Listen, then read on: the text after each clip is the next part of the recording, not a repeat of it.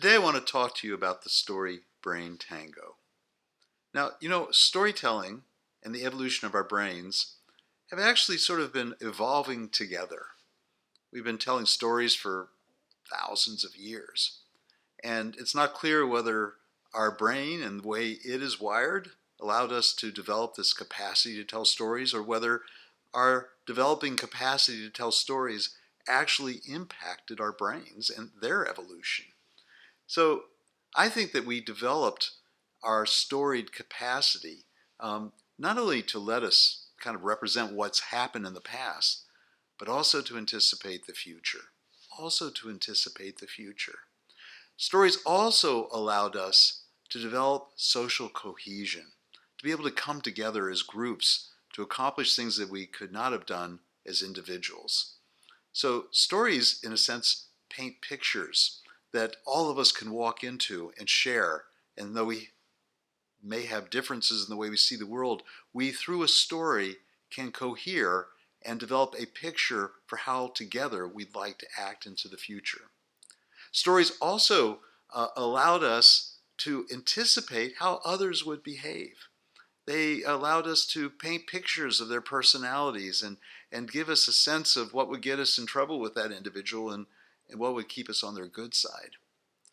So rumor mongering, which was probably one facet of storytelling and which we still do a lot of today, is also a way of really painting a picture for whom can we trust and whom should we distrust, be careful around. Now, stories also keyed us in to the things that could be dangerous in our world. Some of us probably grew up, and I did, with Wile E. Coyote, as he was always attempting to capture Roadrunner. And in each episode, something terrible would happen to Wile E. Coyote as he failed in his exploits. He would fall 2,000 feet in a cavern or have an anvil fall on his head, all things that would kill us in real life. But he'd be back for the next episode.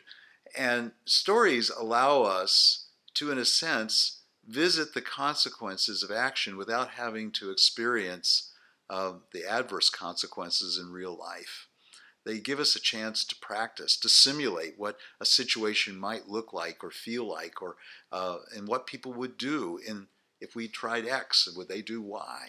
So stories were, in a sense, a very powerful process for allowing us to look before we leap. And that's why native peoples use story so powerfully to teach and shape behavior of children. They knew there was no better way for children to see the future and to see how they would be part of that future and what the consequences would be if they behaved in a way that was contrary to the values of the tribe or the clan. Now, the question is, are our brains still evolving today? Are they still evolving and being impacted by the way we tell stories? And I think that probably that's the case. We think that we're a finished product, but actually we're still changing, and we're interacting with technologies in ways we're not clear yet what the implications are. And people are still using stories in very powerful ways to warn us about others. And in some ways, in our political arena, stories have been weaponized to actually paint the people from another political persuasion as less than human, or certainly as enemies.